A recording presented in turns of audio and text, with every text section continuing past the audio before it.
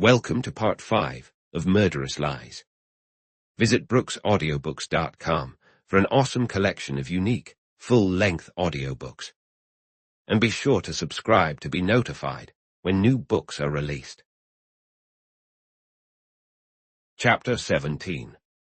The Forged Check. Wednesday, May 19, forenoon. The next morning, we rode downtown with Leighton, and even though we arrived at his office before 9 o'clock, Forrest was already waiting. He looked anxious, and there was an unmistakable edge of disapproval in his voice as he addressed the district attorney. "What's the deal with Carter, Mr. Leighton?" he asked. "It seems we need to act fast. We've been keeping an eye on him, and something's off. Yesterday morning, he spent half an hour in the chief cashier's office at the bank. Then he visited his lawyer and was there for over an hour. After that, he returned to the bank for another half hour. He stopped by the Astor Grill for lunch, but didn't eat a thing, just sat staring at the table. Around 2 o'clock, he met with the real estate agents handling the building he lives in. Afterward, we discovered he offered his apartment for sublease starting tomorrow. He made 6 visits to friends, then went home. After dinner, my man rang his apartment bell and asked for Mr. Hoositz, and guess what? Carter was packing up. It looks to me like he's planning to leave town." Leighton frowned, clearly troubled by Forrest's report. Before he could respond, Quentin interjected. "Why the worry, Sergeant? You've got tabs on the captain. I'm sure he can't slip through your watchful eyes." Leighton glanced at Quentin for a moment, then turned back to Forrest. "Let's leave it at that. But if Carter tries to leave the city, make sure to catch him." Forrest left the room, visibly displeased. "By the way, Leighton," Quentin said, "don't schedule an appointment for 12:30 today. I believe you already have one, and it's with a lady." Leighton set down his pen and gaped in disbelief. "What new nonsense is this?" "I arranged a meeting for you. I called the lady this morning. I'm pretty sure I woke her up." Leighton sputtered as he tried to voice his outrage, but Quentin raised a hand in a calming gesture. "And you absolutely must keep this engagement. You see, I told her it was you speaking, and it would be quite rude not to show up. I promise you won't regret meeting her," he continued. "Things seemed so confusing last night. I couldn't stand seeing you in distress. So I arranged for you to meet Mrs. Paula Banning, Brady's Elise, you know. I'm sure she'll be able to lift some of this heavy gloom that's settled around you." "Now listen here, Quentin," Leighton snapped. "I'm the one running this office." He halted suddenly, realizing he wouldn't get anywhere arguing against Quentin's laid-back demeanor. Besides, he suspected he was not entirely opposed to the idea of meeting Mrs. Paula Banning. His irritation gradually faded, and when he spoke again, his tone was almost calm. "Well, since you've put me in this position, I'll see her, but I'd prefer if Brady didn't have such easy access to her. He has a knack for dropping in unexpectedly." "Funny," Quentin said with a hint of a smile. "I thought of that, too. That's why I called him last night and told him he could head back to Long Island." "You called him?" "I'm terribly sorry about that," Quentin said earnestly. "But you had gone to bed. Sleep was helping you put your worries to rest, and I just couldn't bring myself to wake you. Brady was really grateful, too. It was quite touching. He said his wife would also appreciate it. He was very considerate about Mrs. Brady, but I'm afraid he's going to need all his smooth talk to explain his absence." "What other messes have you dragged me into while I was away?" Leighton asked, his tone biting. "That's all," Quentin replied, standing up and moving to the window. He looked outside, lost in thought, then turned back to face Leighton, his playful demeanor gone. He sat down across from him. "The Major has more or less admitted to us that he knows more about this situation than he has shared. Naturally, you can't press him on it, considering his honorable stance regarding the matter. Still, he seems open for you to uncover what he knows, as long as he doesn't have to divulge it himself. That was definitely the stance he took last night. I think there's a way for you to find out without making him compromise his principles. You remember Miss Bower's story about eavesdropping? And he mentioned he overheard a conversation that, in light of Clark's murder, is now quite important. It's likely that the Major's knowledge is connected to something involving the firm or one of its clients. Quentin slowly lit another cigarette. Here's my suggestion. Reach out to the Major and ask for permission to send someone to look over his ledger accounts and his purchase and sales books. Tell him you want to investigate the transactions of one of his clients. You can give him a hint that it's regarding Miss St. Clair, or Brady, if you prefer. I have a strong feeling that this approach will lead you to the person he's protecting. I also sense he'll welcome your interest in his records. Leighton wasn't convinced that the plan was practical or full of potential. It was clear he didn't want to make such a request of Major Clark. But Quentin was so adamant and persuasive that, in the end, Leighton agreed. He was quite open to letting me send someone, Leighton said as he hung up the phone. In fact, he seemed eager to offer me any help I needed. I figured he'd be receptive to the idea, Quentin replied. You see, if you find out for yourself who he suspects, it takes the burden off him for spilling the beans. Leighton called for Blake. Get Stitt on the line and tell him I need to see him here before noon. I have an urgent job for him. Stitt, Leighton explained to Quentin, is the head of a public accounting firm over in the new Cornwall Life building. I often rely on him for cases like this. Shortly before noon, Stitt arrived. He appeared to be an old-looking young man with a sharp, shrewd face and a constant frown.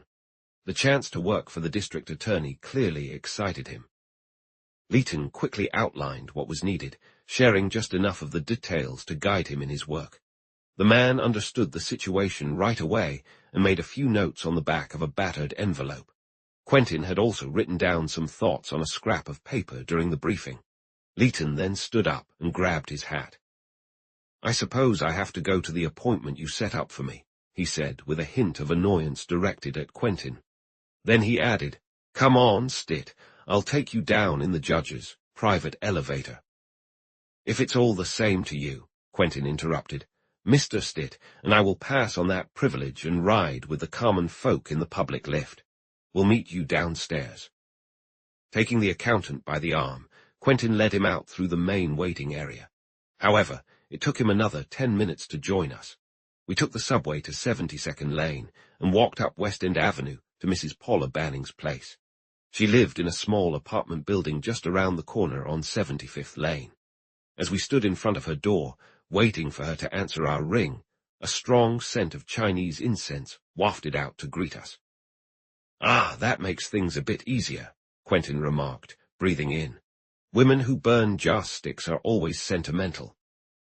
Mrs. Banning was a tall, slightly overweight woman of indeterminate age, with straw-colored hair and a complexion of pink and white. When her face was at rest, she had a youthful and blank innocence. However, this look was purely skin-deep. Her light blue eyes were sharp, and a bit of puffiness around her cheekbones, and under her chin suggested years of lazy indulgence.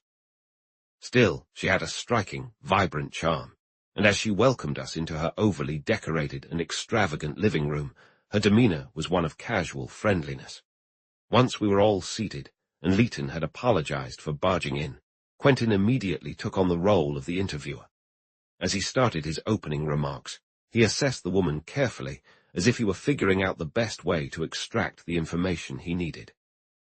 After a few minutes of verbal exploration, he asked if he could smoke and offered Mrs. As he offered her a cigarette, she accepted it graciously. He smiled warmly, making it clear he was ready to listen to anything she had to say. He settled comfortably into his chair, giving off an air of sympathetic understanding. Mr. Brady worked very hard to keep you away from this situation, Quentin said. We truly appreciate his effort. However, certain circumstances surrounding Mr. Clark's death have accidentally brought you into the matter. You can best assist us, and yourself, especially Mr. Brady, by sharing what you know and trusting our discretion. He emphasized Brady's name, his tone heavy with meaning, causing the woman to look down, clearly uneasy. Her anxiety was palpable, and when she met Quentin's gaze, she silently pondered, How much does he know? I can't imagine what you want me to tell you, she responded, forcing a look of surprise. You know that Andy wasn't in New Cornwall that night. referring to the distinguished Mr. Brady as Andy, felt audacious. He didn't get to the city until nearly 9 the next morning. Didn't you see in the newspapers about the grey Cadillac parked outside Clark's house? Quentin countered, mimicking her feigned astonishment. She smiled confidently. That was Andy's car. He took the 8:00 train to New Cornwall the following morning. He said he was fortunate he did, since a car just like his had been at Mr. Clark's the night before. She spoke with complete sincerity and conviction, clearly believing her words. It was obvious that Brady had misled her on this matter. Quentin didn't correct her. Instead, he signaled that he accepted her explanation, dismissing the notion of Brady being in New Cornwall on the night of the murder. I had a different sort of connection in mind when I mentioned you and Mr. Brady being involved in the case. I was referring to a personal relationship between you and Mr. Clark. She adopted a facade of casual indifference. I'm afraid you're mistaken, she replied lightly. Mr. Clark and I weren't even friends. In fact, I hardly knew him at all. There was a hint of urgency in her denial, a subtle eagerness that revealed her desire to be believed, which distracted from the casual demeanor she wished to maintain. Even a business relationship can have a personal side, Quentin reminded her, especially when the intermediary is a close friend of both parties involved. She shot him a quick glance before turning her gaze away. I really don't know what you're talking about, she insisted, and for a moment her face lost its innocent appearance, revealing a calculating edge. Surely, you can't be suggesting that I had any business dealings with Mr. Clark. Not directly, Quentin replied, but Mr. Brady certainly had dealings with him, and if I'm not mistaken, one of those dealings involved you quite significantly. Involved me, she scoffed, but her laughter sounded strained. It was a rather unfortunate transaction, I'm afraid, Quentin continued. Unfortunate in that Mr. Brady had to deal with Mr. Clark, and doubly unfortunate that he had to drag you into it. His demeanor was relaxed and self-assured, and she sensed that no amount of scorn or contempt, however well acted, would faze him. Thus, she settled into an amused, tolerant disbelief. And where did you hear about all this? She asked playfully. Unfortunately, I didn't hear about it, Quentin replied, mirroring her tone. That's why I took the liberty of this delightful visit. I was naive enough to hope you might take pity on my ignorance and fill me in on the details. But I wouldn't dream of doing such a thing, she replied, even if this mysterious transaction had actually taken place. My word, Quentin sighed. How disappointing. Well, there you go. I suppose I must share what little I know about this, hoping your understanding will help me learn more. Even with the gravity lacing his words, his light-heartedness calmed her nerves. She sensed he was amiable, despite how much he might know about her situation. Am I breaking news to you when I say that Mr. Brady forged Mr. Clark's signature on a check for $10,000? He asked. She paused, weighing the ramifications of her response. No, that's not news. Andy tells me everything. And did you also know that Mr. Clark, when he found out, was quite upset? In fact, he insisted on a written confession before he would cash the check. The woman's eyes blazed with anger. Yes, I knew that too. And after everything Andy has done for him, if anyone deserved to be shot, it was Julian Clark. He was a scoundrel, pretending to be Andy's best friend. Just think about it, refusing to lend Andy the money without a confession. That's hardly what one would call a fair business deal, is it? I'd call it a dirty, despicable trick. Fury coursed through her. The facade of politeness she typically maintained had shattered, and she unleashed her vitriol against Clark without a second thought, speaking without the usual reserve one employs when conversing with strangers. Quentin nodded sympathetically as she vented. You know, I completely understand where you're coming from. His tone seemed to forge a deeper connection. After a moment, he offered her a warm smile. But honestly, one could almost excuse Clark for wanting the confession, if he hadn't also asked for security. What security? Quentin quickly picked up on the shift in her tone. Seizing the opportunity while her defenses were down, he mentioned the security. Her frightened, instinctive question signaled to him that the moment had come. Before she could regain her composure or shake off her sudden unease, he spoke with smooth deliberation. "The day, Mr. Clerk was shot, and he took home a small blue box of jewels from the office." She caught her breath, but otherwise showed no sign of emotion. "Do you think he stole them?" As soon as the words left her lips, she realized it had been a slip. A less perceptive man might have been momentarily distracted from the truth, but Quentin's smile told her he viewed it as an admission. "It was quite generous of you, you know, to lend Mr. Brady your jewels to cover that note," he remarked. At this, she raised her chin defiantly. The color drained from her face, and the makeup on her cheeks took on an uneven, unnatural tone. "You think I lent my jewels to Andy? I swear to you." Quentin cut off her protest with a subtle gesture and a knowing glance. He intended to spare her the embarrassment of such an absolute denial, and the kindness in his action, despite his role as her adversary, gave her a slight boost of confidence. She sank back into her chair, her hands relaxing. "What makes you think I would lend Andy my jewels?" Her voice was flat, but Quentin understood the weight of her question. It marked the end of her fabrications. The silence that followed was an unspoken truce, acknowledged by both. The next words spoken would reveal the truth. "He needed them," she said, "or Clark would have thrown him in jail." There was a peculiar, self-sacrificing affection for the worthless Brady in her words, and if Clark hadn't done it, his father-in-law surely would have. Andy is so reckless, so thoughtless. He acts without considering the consequences. I'm constantly trying to keep him in check, but this will teach him a lesson, I'm certain of it. I sensed that if anything could teach Brady a lesson, it would be the unwavering loyalty of this woman. "Do you know what he argued about with Mr. Clark in his office last Wednesday?" asked Quentin. "It was entirely my fault," she said with a sigh.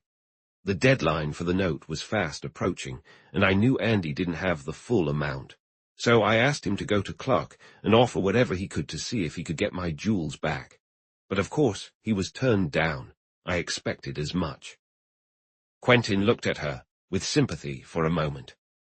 "I don't want to add to your distress," he said gently, "but could you share the real reason behind your anger towards Clark just now?" She gave him an appreciative nod. "You're right, I had every reason to be furious with him." Her expression darkened. "The day after he refused to return Andy's jewels, he called me in the afternoon and asked if I would have breakfast with him at his house the next morning. He claimed he was home and had the jewels with him, and he suggested, implied, really, that maybe, just maybe, I could get them back. That's the kind of man he was. I called Andy in Port Washington to tell him about it, and he said he'd be in New Cornwall the following morning. He arrived around 9 o'clock, and then we read in the newspaper that Clark had been shot the night before." Quentin was silent for a long while. Finally, he stood up and thanked her. "You've been a great help to us. Mr. Leighton is a friend of Major Clark, and since we have the check and the confession, I will ask him to use his influence with the Major to allow us to destroy those soon." Chapter 18. Confession. Wednesday, May 19, 1 p.m. As we stepped outside, Leighton asked, "How on earth did you know she'd offered her jewels to help Brady?" "My charming intuitive deductions, if you must know," Quentin replied. "As I mentioned, Clark wasn't the type to lend money without securing it, and there's no way the broke Brady had anything worth $10,000. Otherwise, he wouldn't have needed to forge that check. So someone had to have provided him with the security. Who would be trusting enough to lend Brady that much collateral besides a romantic woman, blind to his glaring flaws? You know, I had a sneaking suspicion that there was a calypso in this Ulysses' life when he mentioned stopping in New Cornwall to bid farewell to someone. When a man like Brady refrains from specifying the gender, it's safe to assume he's referring to a woman. So I suggested you send someone to Port Washington to snoop into his romantic activities. I was convinced there must be a special friend involved. Then, when that mysterious package turned out to be the security, clearly the box of jewels the curious housekeeper had spotted, I thought to myself, ah, Leander's misguided Dulcinea has lent him her trinkets to save him from the looming prison. I also noticed he was protecting someone in his explanation about the check. So, as soon as we learned the lady's name and address from Tracy, I made the appointment for you. We were passing the Gothic Renaissance Schwab residence, which stretches from West End Avenue to Riverside Drive at 73rd Lane, and Quentin paused for a moment to take it in. Leighton waited patiently. Eventually, Quentin moved on. You know, the moment I saw Mrs. Banning, I knew my deductions were spot on. She was a sentimental person, just the kind of generous soul who would willingly hand over her jewels to her lover. She was out of gems when we arrived, and a woman like her always wears her jewelry when she wants to impress strangers. Besides, she would keep her jewels even if her pantry was bare. It was just a matter of getting her to open up. You handled it quite well, Leighton remarked. Quentin gave him a haughty bow. Sir Hubert is too generous. But tell me, didn't my little conversation with the lady shed some light on your darkened mind? Of course, Leighton replied. I'm not completely clueless. She unwittingly revealed useful information. She thought Brady didn't arrive in New Cornwall until the morning after the murder, and she told us plainly that she had called him to say Clark had the jewels at home. So the situation is this. Brady knew the jewels were in Clark's house, and he was there himself around the time the shot was fired. What's more, the jewels are missing, and Brady tried to cover his tracks that night. Quentin sighed in frustration. Leighton, there are way too many trees in this case for you. You simply can't see the forest for them. You might be so focused on one particular tree that you don't see the others. A shadow crossed Quentin's face. I wish you were right, he said. It was nearly 1:30, so we went into the fountain room of the Ansonia Hotel for lunch. Leighton was distracted throughout the meal, and when we entered the subway later, he glanced nervously at his watch. I think I'll head down to Wall Lane and check in with the Major for a moment before we return to the office. I don't understand why he asked Miss Bower not to mention the package to me. It might not have contained the jewels, after all. Do you really believe, Quentin replied, that Julian told the Major the truth about that package? It wasn't a very respectable deal, you know, and the Major probably would have given him a piece of his mind.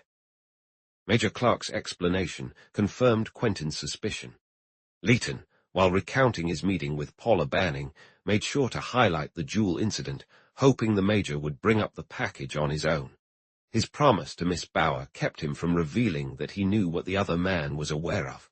The Major listened with a growing look of disbelief, his expression shifting towards anger. I think Julian may have lied to me, he admitted. For a moment, he looked off into the distance, his expression softening. And it pains me to think that now that he's gone. But the truth is, when Miss Bower spoke to me this morning about the envelope, she also mentioned a small parcel that had been in Julian's private safe. I asked her not to include it in her account to you. I was aware that the parcel held Mrs. Banning's jewels, but I thought that mentioning it would only complicate things for you. You see, Julian told me that there was a judgment against Mrs. Banning, and right before the supplementary proceedings, Brady had brought her jewels here, asking him to keep them safe temporarily. As we made our way back to the criminal courts building, Leighton took Quentin's arm with a smile. Looks like your knack for guessing hasn't worn off, he said. Indeed, Quentin replied.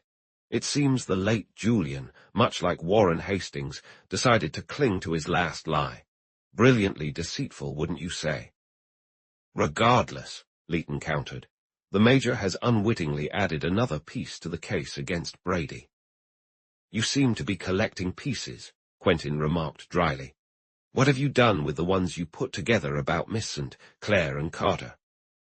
I haven't completely dismissed them, if that's what you think, Leighton asserted seriously. When we arrived at the office, Sergeant Forrest was there waiting for us, grinning like the cat that got the cream. It's all wrapped up, Mr. Leighton, he declared. This afternoon, after you left, Carter came here looking for you. When he realized you weren't around, he called headquarters and they connected him with me. He insisted on seeing me, something urgent, he said, so I rushed over. He was sitting in the waiting room when I arrived, and he waved me over and said, "I've come to turn myself in. I killed Clark." I got him to write out a confession for Blake, and then he signed it. Here it is. He handed Leighton a typewritten sheet of paper. Leighton sank wearily into a chair. The strain of the past few days was beginning to show on him. He let out a deep sigh. Thank goodness, now our troubles are over. Quentin looked at him gloomily and shook his head. I'm afraid your troubles are just beginning, he remarked.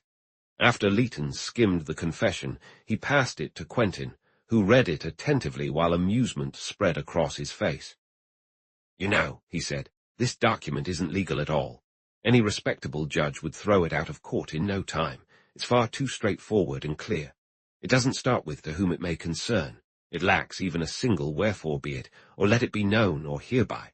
It doesn't mention free will, or sound mind, or dispassion memory. And the captain doesn't once refer to himself as the party of the first part. Totally useless, Sergeant. If I were you, I'd just toss it. Forrest was feeling too smug to be bothered. He smiled with generous tolerance. You find it amusing, don't you, Mr. Quentin? Sergeant, if you truly understood how ridiculously funny this confession is, you'd be in stitches. Quentin then turned to Leighton. Honestly, you shouldn't put much faith in this. It might, however, serve as a useful tool to uncover the truth. In fact, I'm rather pleased the captain is delving into creative writing. With this captivating tale in our possession, I believe we can persuade the Major to share what he knows. Maybe I'm wrong, but it's worth a shot. He moved to the district attorney's desk and leaned over it with a gentle persuasion. I haven't steered you wrong yet, my friend, and I have another idea. Call the Major and ask him to come here immediately. Tell him you've got a confession. Just don't reveal whose it is. Suggest it could be Miss St. Clair's or Brady's or even Pontius Pilate. But stress that you need him here right away to discuss it before going ahead with the indictment. I don't see why that's necessary, Leighton countered. I'm sure to see him at the club tonight, and I can tell him then. That wouldn't work at all, Quentin insisted. If the Major has any insights to offer, Sergeant Forrest should be here to hear them. I don't need any insights, Forrest interrupted. Quentin looked at him with an impressed surprise. What an incredible man.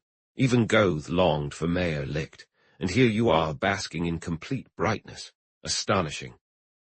Listen, Quentin, Leighton said. Why complicate things? It seems a waste of time and a bit imposing to ask the Major to come discuss Carter's confession. We don't need his testimony right now anyway. Despite his gruffness, there was a tone of reconsideration in his voice.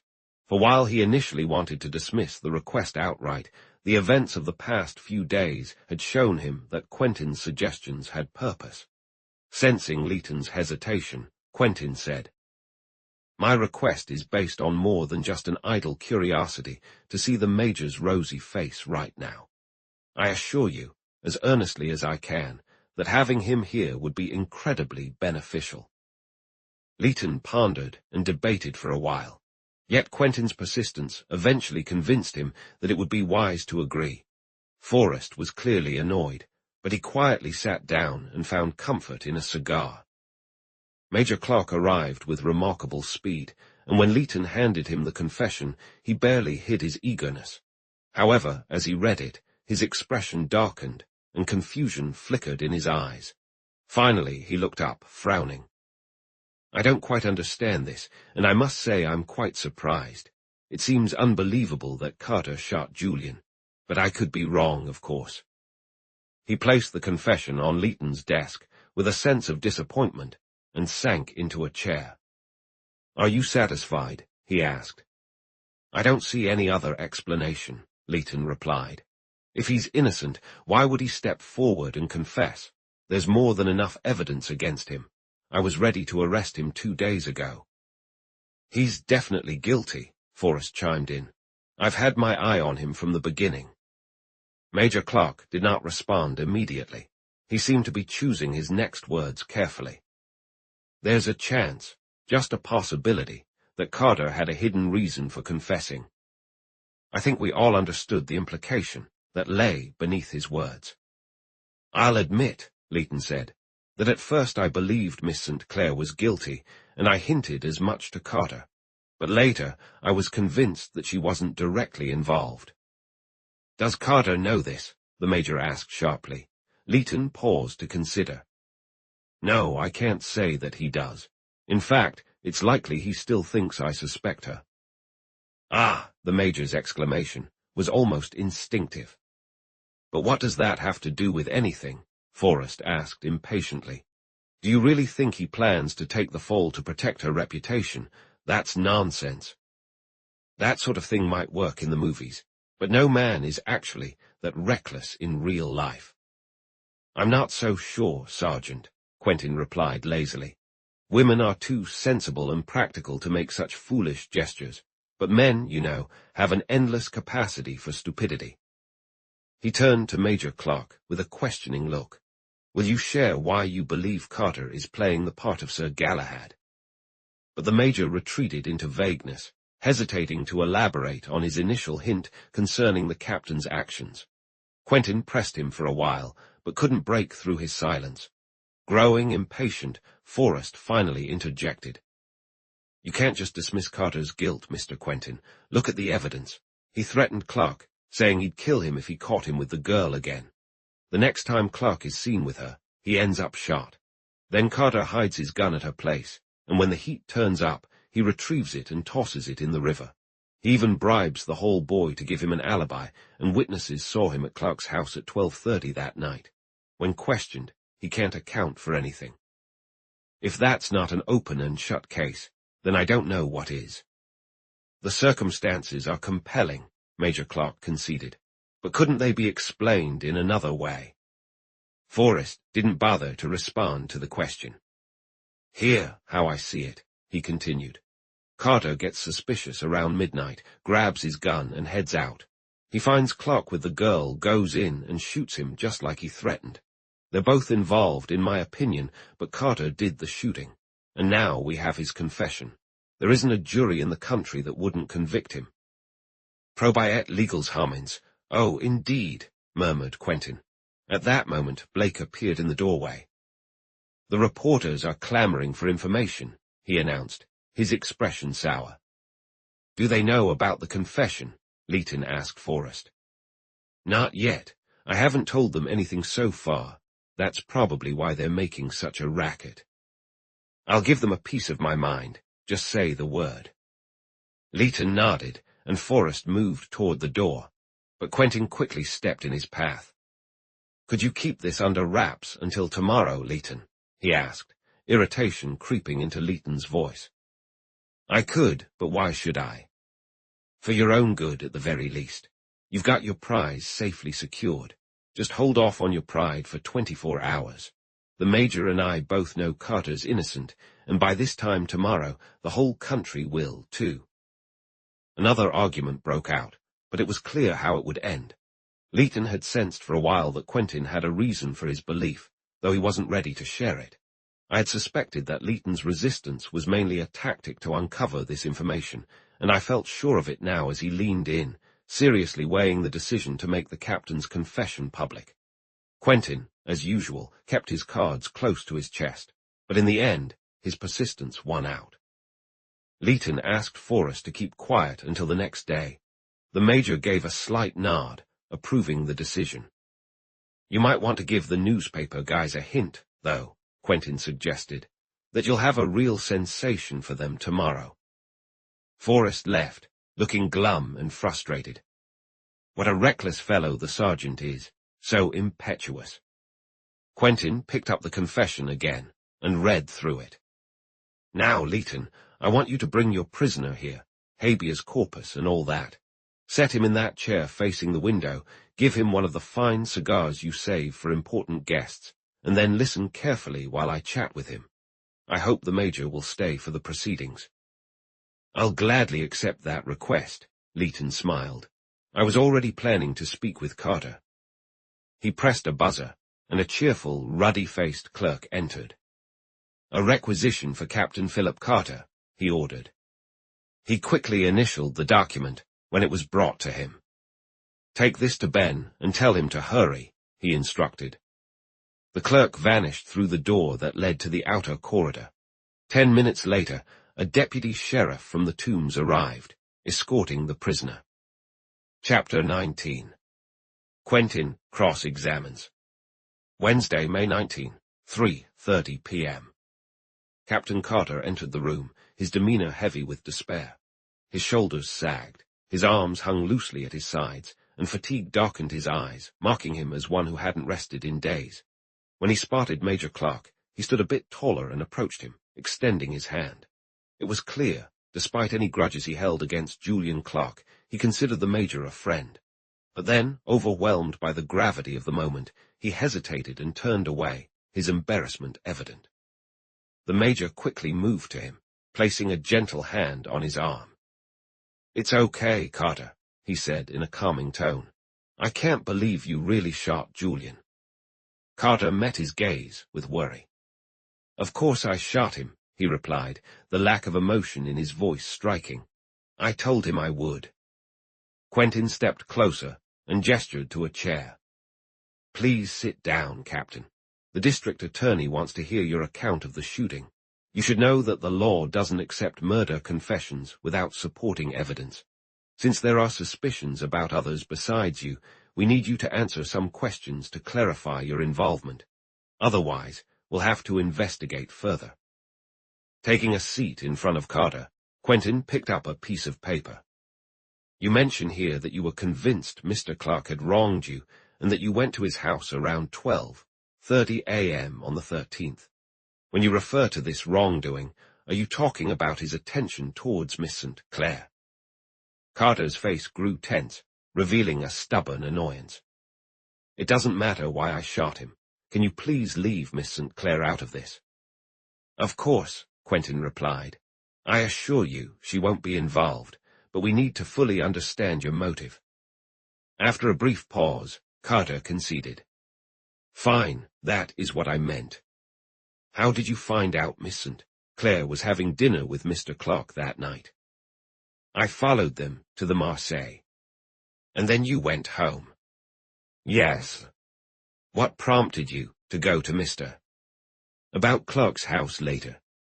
"I couldn't stop thinking about it, to the point where I felt like I was losing my mind. Rage took over, and finally I grabbed my Colt and went out with the intention of killing him." There was an intensity in his voice that felt genuine. It was hard to believe he was lying.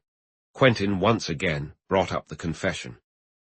"You stated, I went to 87 West 48th Lane and entered the house through the front door.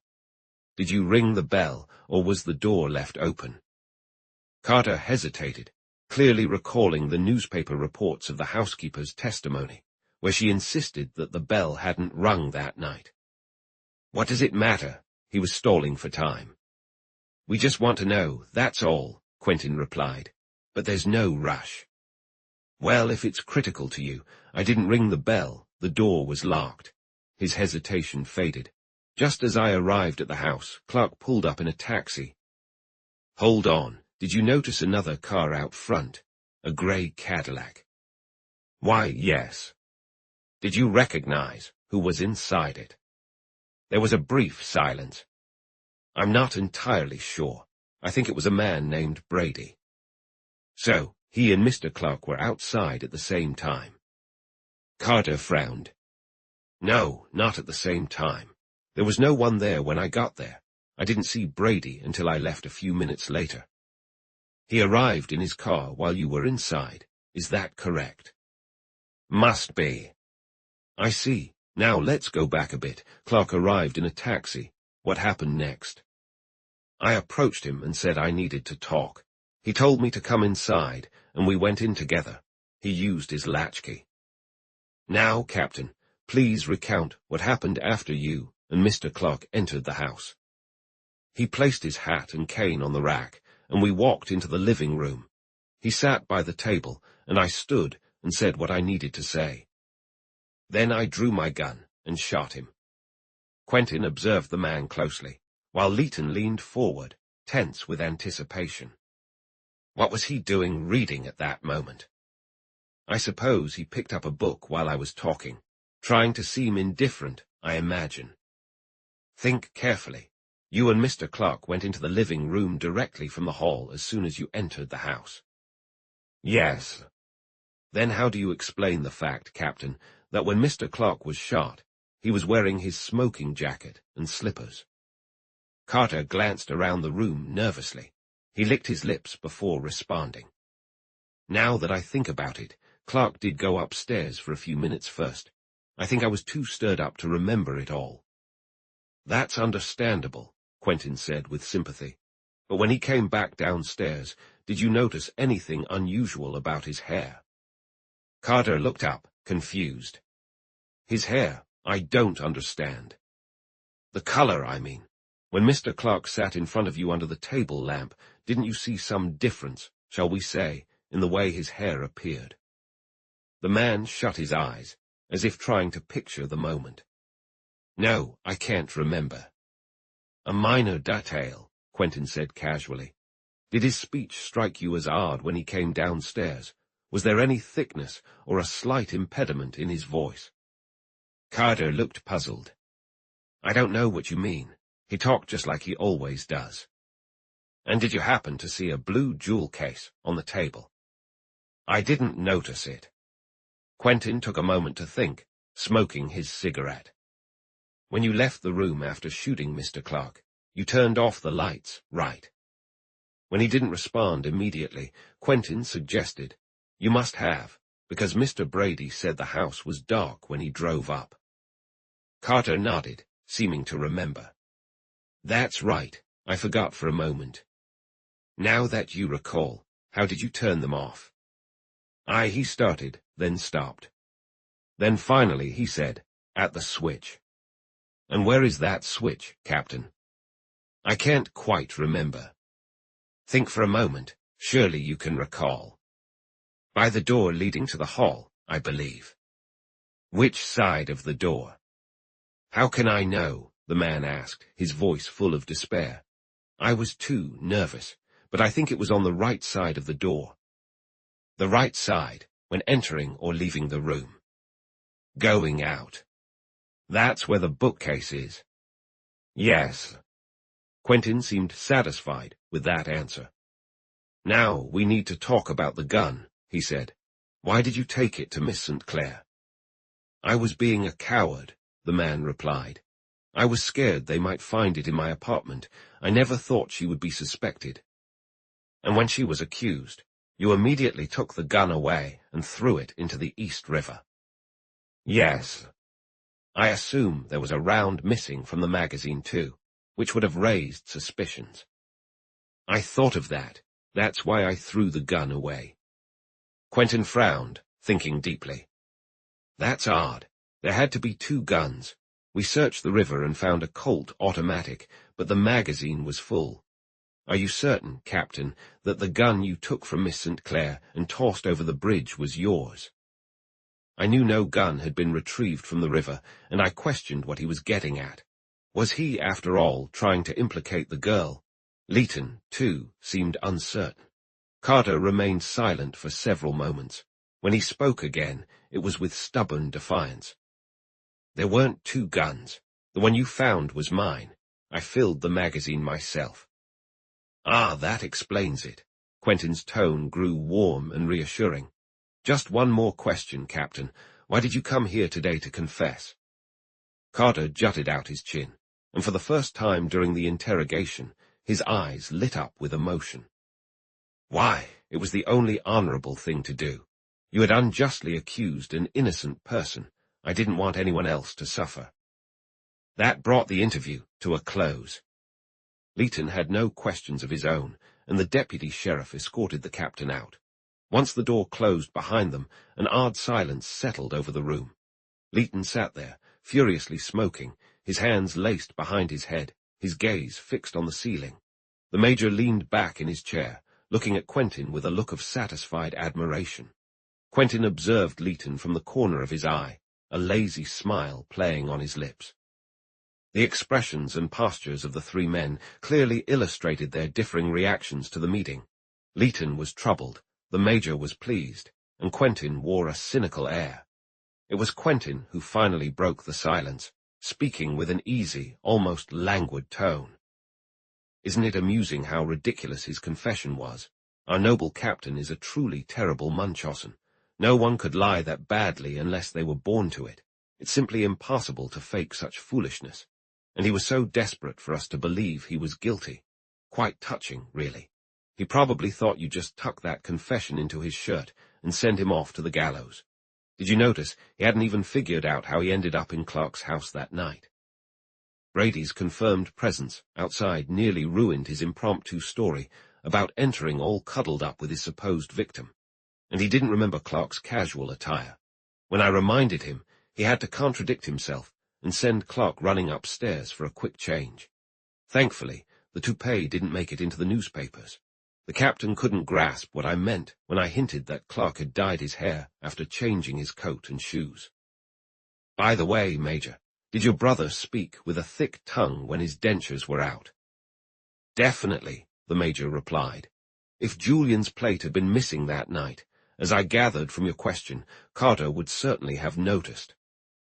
"There were other things he overlooked," Quentin said, "like the jewel case, for one, and where the electric light switch was." "He really went off course on that one," the Major added.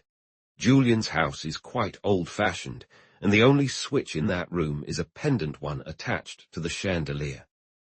"Exactly," Quentin agreed. "But his biggest mistake was regarding the gun. He completely revealed his hand there. He claimed he tossed the pistol into the river because of the missing cartridge, and when I told him the magazine was full, he tried to explain that he had refilled it, so I wouldn't think it belonged to anyone else. It's clear what's going on. He suspects Miss St. Clair is guilty and is determined to take the blame himself." "That's what I think as well," Major Clark said. "And yet," Quentin pondered, "the captain's behavior concerns me a bit. There's no doubt he was involved in the crime. Otherwise, why would he hide his pistol in Miss St. Clair's apartment the next day? He's just the kind of foolish man who would threaten anyone he thought was after his fiancée and then carry out that threat if something happened. And he carries a guilty conscience, that's evident. But over what? Definitely not the shooting. That was planned. The captain doesn't plan. He's the kind of person who gets a fixed idea, steels himself, and acts dramatically, prepared to face the consequences. That brand of chivalry, you see, is pure show. Those who subscribe to it want everyone to know of their bravery. And when they set out to rid the world of a Don Juan, they always have a clear head. The captain, for instance, wouldn't have forgotten his Lady Fair's gloves and handbag. He would have taken them with him. He was just as likely to have shot Clark as he was to not have shot him at all. That's the crux of the matter. It's psychologically feasible he might have done it, yet entirely impossible he would have carried it out the way it happened. He lit a cigarette, watching the curls of smoke rise and dissipate. If it weren't so bizarre, I'd say he intended to do it and found it already done. And yet, that's about the gist of it. It explains why Brady saw him there, and why he hid the gun at Miss St. Clair's the next day. The phone rang. Colonel Driscoll was on the line wanting to talk to the district attorney. After a brief conversation, Leighton turned to Quentin with a disgruntled expression. "Your eager friend wanted to know if I had made any arrests yet. He was kind enough to offer more of his helpful suggestions in case I'm still unclear on who's guilty." "I caught you thanking him enthusiastically for something. What did you imply about your situation?" "That I'm still in the dark." Leighton said this with a weary smile that conveyed he had fully dismissed any notion of Captain Carter's guilt. The Major approached him and extended his hand. "I understand how you feel," he said. "This kind of scenario is disheartening, but it's far better for the true culprit to slip away than for an innocent man to suffer. Don't overwork yourself, and don't let these setbacks get to you. You'll soon figure it out, and when you do," his jaw tightened, and he spoke the rest through clenched teeth, "you'll have no opposition from me. I'll help you see it through." He gave Leighton a grim smile and picked up his hat. "I'm heading back to the office now. If you need me, just let me know. I may be able to assist you later on." With a friendly nod to Quentin, he exited. Leighton sat in silence for several minutes. "Damn it, Quentin," he said, irritation creeping into his voice. "This case grows more difficult by the hour. I feel absolutely exhausted." "You really shouldn't take it so seriously, my dear friend," Quentin responded, his tone light. "Worrying about the little things in life doesn't do a thing for you, you know. Nothing's new. And nothing's true. And nothing really matters. Millions lost their lives in the war, yet you don't let that trouble your mind or wear you down. But when one criminal gets shot in your district, you lie awake at night sweating over it. What's going on? You're incredibly inconsistent." "Consistency," Leighton started to say, but Quentin cut him off. "Now don't start quoting Emerson. I infinitely prefer Erasmus. You really should read his asterisk praise of folly. It could lift your spirits. That quirky old Dutch professor wouldn't have mourned too deeply over the death of Julian H. "I'm not someone who just consumes and does nothing like you," Leighton snapped. "I was elected to this office." "Oh, certainly, loved I not honor more and all that," Quentin interjected. "But don't be so sensitive. Even if the captain has managed to fumble his way out of jail, you still have at least 5 suspects left. There's Mrs. Platts, Brady, Colonel Driscoll, not to mention Miss Bower and Mrs. Banning. Why don't you arrest them all one by one and get them to confess? Forrest would go absolutely wild with joy." Leighton felt too defeated to be annoyed by the teasing. In fact, Quentin's carefree attitude seemed to lift his spirits a bit.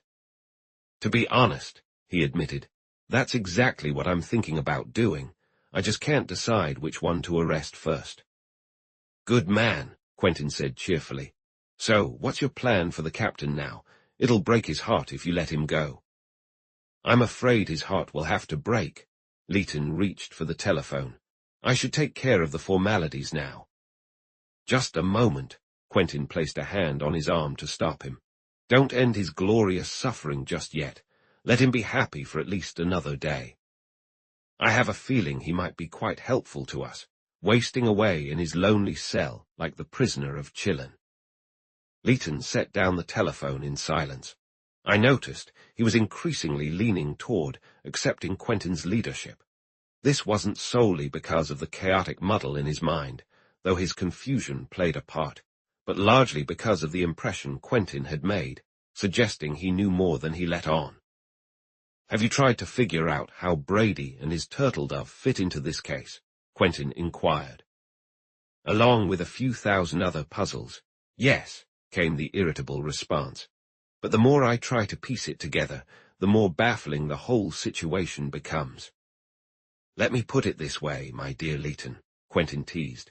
"There's no such thing as a mystery that comes from people. Only problems exist, and any problem caused by one person can be solved by another. It just takes an understanding of the human mind and applying that understanding to human actions. Quite straightforward, don't you think?" He glanced at the clerk. "I wonder how your Mr. Stitt is making out with the clerk and Clark books. I'm eager to hear his findings." This was more than Leighton could take. Quentin's constant hints and insinuations had finally worn away at his composure. He leaned forward and slammed his hand down on the desk in frustration. "I'm sick and tired of this condescending attitude of yours," he exclaimed angrily. "Either you know something or you don't. If you don't, please spare me these hints of hidden knowledge. If you do know something, it's on you to share it. You've been hinting at something ever since Clark was shot. If you have any idea who did it, I want to know."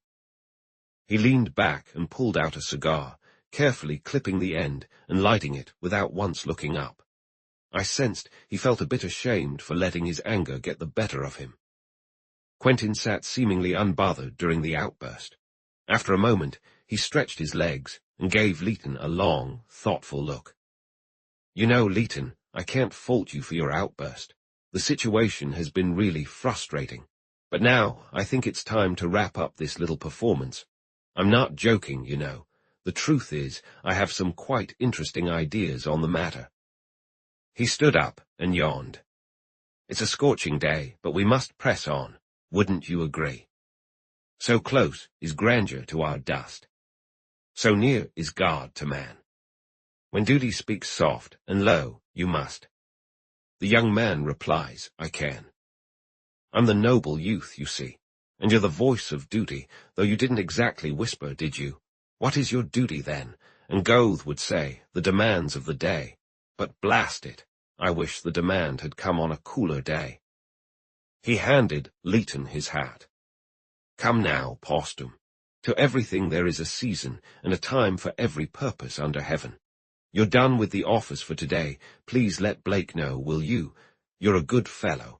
We have a lady to attend to, none other than Miss St. Clair. This quote from Ecclesiastes reminded me that Quentin frequently read the Old Testament. When I tire of the literary life, he once said, I find inspiration in the majestic prose of the Bible. If modern writers insist on creating, they should be required to spend at least 2 hours a day with the biblical historians. Leighton understood that Quentin's playful demeanor was merely a mask for his serious intentions. He also knew that Quentin would reveal what he knew or suspected in his own unique way, and that, no matter how roundabout or unreasonable it might seem, Quentin had solid reasons for choosing that path. Moreover, since the exposure of Captain Carter's entirely fictitious confession, he felt compelled to follow any suggestion that offered even the slightest hope of uncovering the truth. He immediately called for Blake and told him he was leaving the office for the day. Within 10 minutes, we were on the subway heading to 94 Riverside Drive. Chapter 20. Lady Explains. Wednesday, May 19, 4:30 p.m. The journey toward understanding that we're about to undertake, Quentin remarked as we rode into town, might turn out to be a bit tedious, but you have to muster your willpower and bear with me. You can't imagine the tricky situation I'm dealing with. It's not exactly pleasant either. I'm still young enough not to be sentimental, yet I must admit I'm half tempted to let your suspect go free. Could you please explain why we're visiting Miss St. Clair? Leighton asked, his tone weary. Quentin was more than happy to oblige. Of course. In fact, I think it's essential, you know. There are several aspects concerning her that need clarification. First, we have the gloves and the handbag. Neither Poppy nor Mandrake will ever lull you into the sweet sleep you owed yesterday until you understand those items, don't you think? Then, if you recall, Miss Bower mentioned that the Major was listening in when a certain lady visited Clark on the day he was shot. I suspect that lady was Miss St. Clair, and I'm quite curious to know what happened in the office that day and why she came back later. Also, why did she go to Clark's for tea that afternoon? What role did the jewels play in their conversation? But there are other matters as well. For instance, why did the captain bring his gun to her? What makes him believe she shot Clark? He truly thinks she did, you know. And why did she suspect him from the beginning? Leighton raised an eyebrow in skepticism. You really think she'll tell us all this? My hopes are high, Quentin replied. With her perfect night imprisoned as a self-admitted murderer, she has nothing to lose by revealing the truth. But we must approach this carefully. Your usual police-style aggressive questioning won't work with her, I assure you. And how do you plan to extract this information? With a gentle touch, as the artists say. Much more refined and gentlemanly, you know. Leighton paused to think. I think I'll stay out of it and leave the Socratic questioning entirely to you. An extraordinarily brilliant suggestion, Quentin replied. Upon our arrival, Leighton announced over the house phone that he had come on a crucial mission, and we were welcomed by Miss St. Clair without delay. She seemed anxious, likely worried about Captain Carter's whereabouts. As she sat in her cozy drawing-room overlooking the Hudson, her face was pale, and although her hands were tightly clasped, they trembled slightly. Much of her usual cold demeanor had faded, replaced by unmistakable signs of sleepless worry in her eyes. Quentin got straight to the point. His tone was almost casual, lifting the tension in the room and making our visit feel somewhat inconsequential. Captain Carter has, I regret to inform you, very foolishly admitted to the murder of Mr. Clark. However, we're not entirely convinced of his truthfulness. We find ourselves caught between a rock and a hard place. We can't determine whether the captain is a hardened criminal or an unblemished hero. His account of how he committed the crime is rather vague. He's unclear on several crucial details. And most perplexingly, he claimed to have turned off the lights in Clark's hideous living room using a switch that absolutely doesn't exist. As a result, I can't help but suspect he might have fabricated this tale to protect someone he genuinely believes is guilty. He nodded slightly towards Leighton. The district attorney here doesn't completely share my view. But you see, the legal mind can be incredibly rigid and resistant once it has fixed onto an idea. You will recall that since you were with Mr. Julian Clark on his last evening alive, and for other reasons just as irrelevant and trivial, Mr. Leighton actually concluded that you had a role in the gentleman's death. He gave Leighton a teasing smile, then continued, "Since you, Miss St. Clair, are the only person Captain Carter would defend so fiercely, and since I, at the very least, believe in your innocence, will you help us by clarifying a few points about your interaction with Mr. Clark? This information can't harm either the captain or you, and it might just help dispel Mr. Leighton's lingering doubts about the captain's innocence." Quentin's tone seemed to calm the woman, but I noticed that Leighton was seething internally at Quentin's remarks about him, though he held his tongue. Miss St. Clair focused intently on Quentin for several moments. "I don't know why I should trust you or even believe what you say," she replied evenly.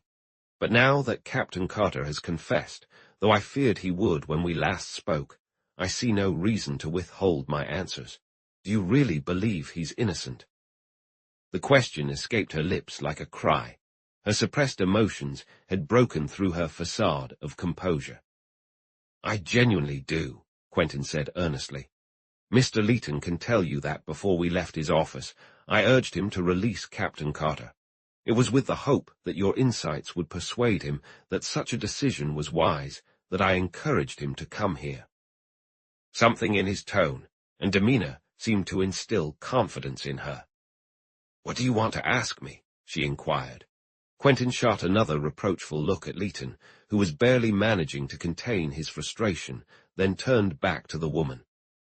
"First, can you explain how your gloves and handbag ended up in Mr. Clark's home? Their presence there has been troubling the district attorney quite a bit."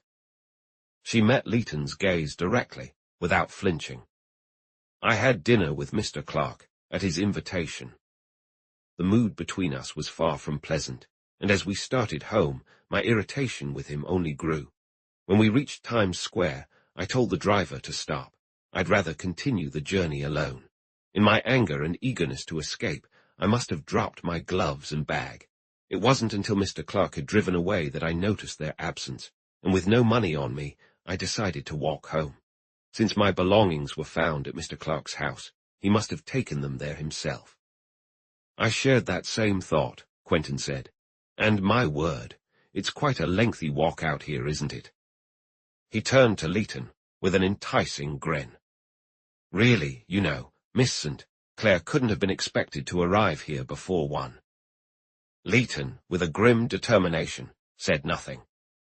"And now," Quentin continued, "I'm quite curious about the circumstances under which the dinner invitation was offered." A shadow crossed her face, but her tone remained steady. "I had been losing a significant amount of money through Mr. Clark's firm, and suddenly my instincts told me he was deliberately insuring my losses. He could, if he wanted, help me recover." She lowered her gaze. "He had been pestering me with his advances for quite some time. I didn't put anything past him. I went to his office and plainly stated my suspicions. He suggested that if I dined with him that evening, we could discuss it.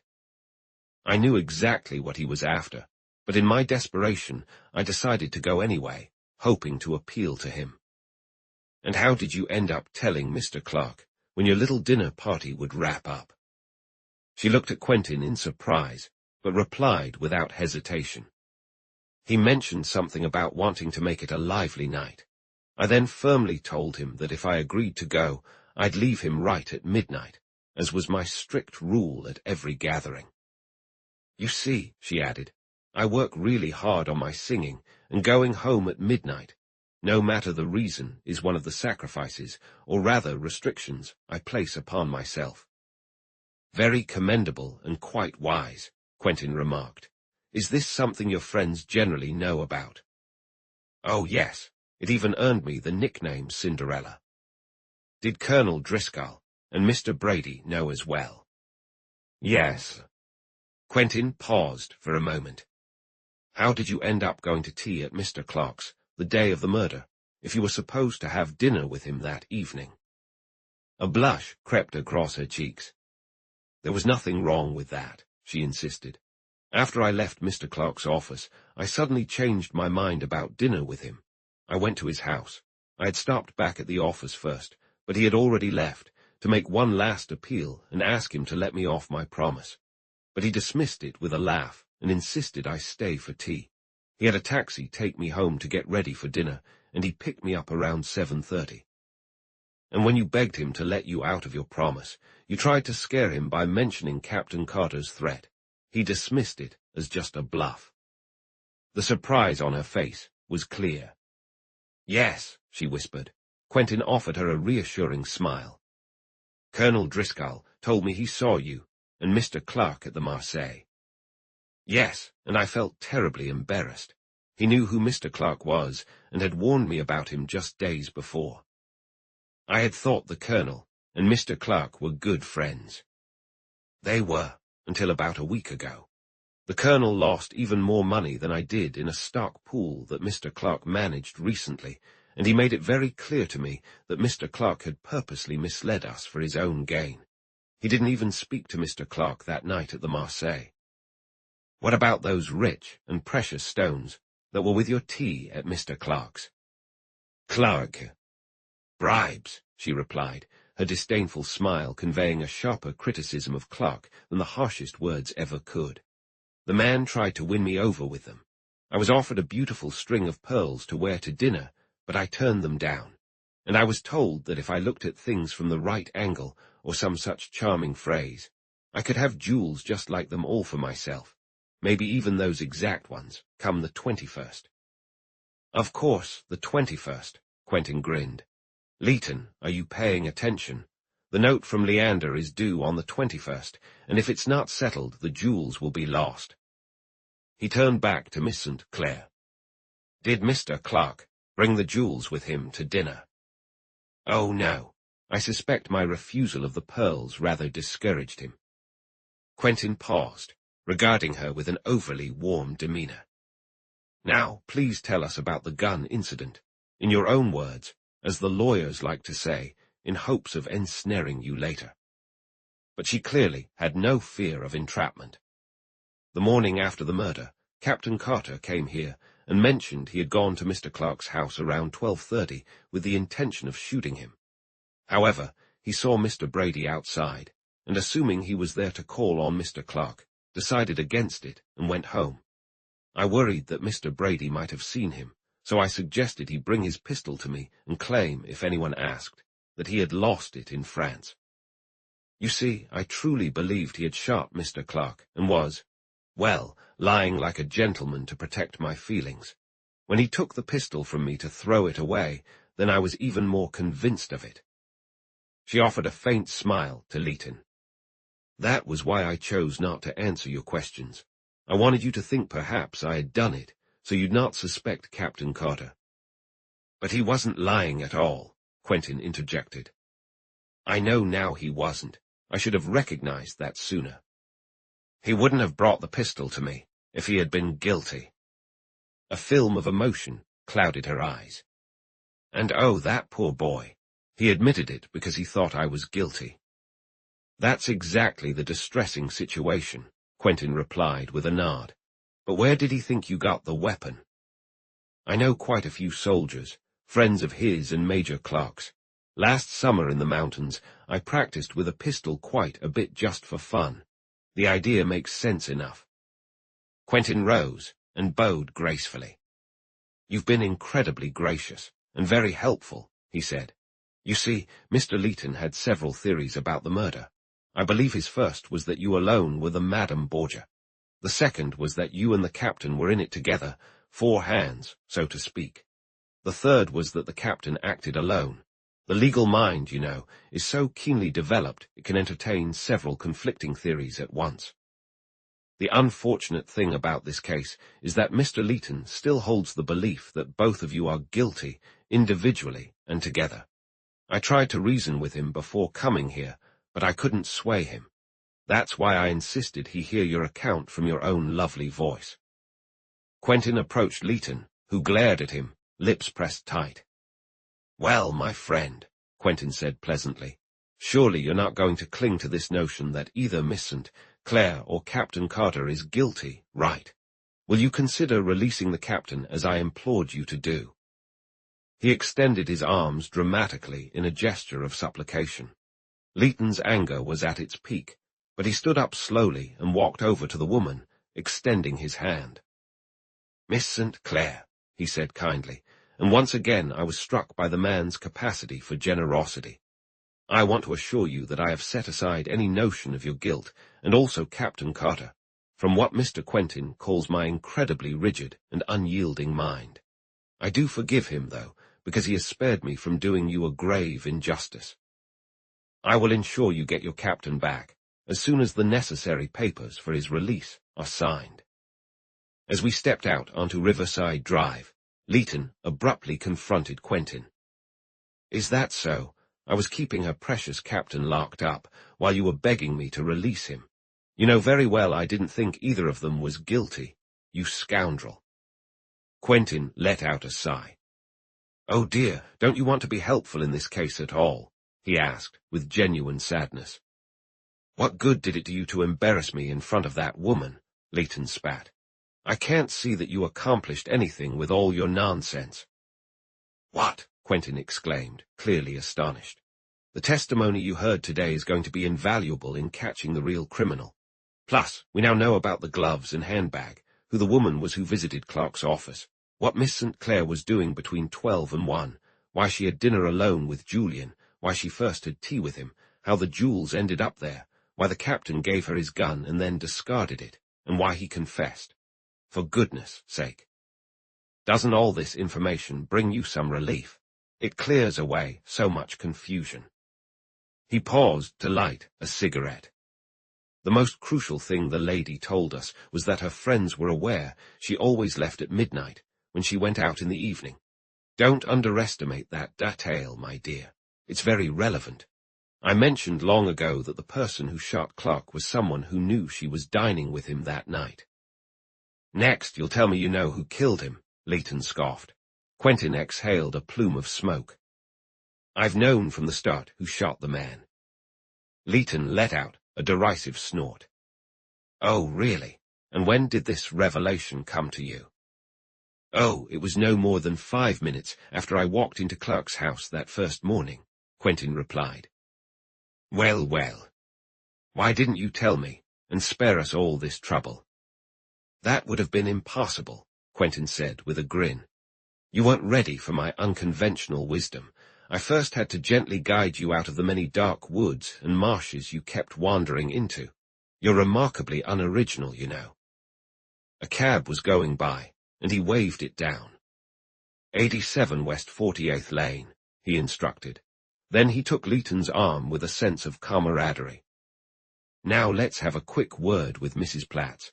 After that, I'll share all my little secrets with you.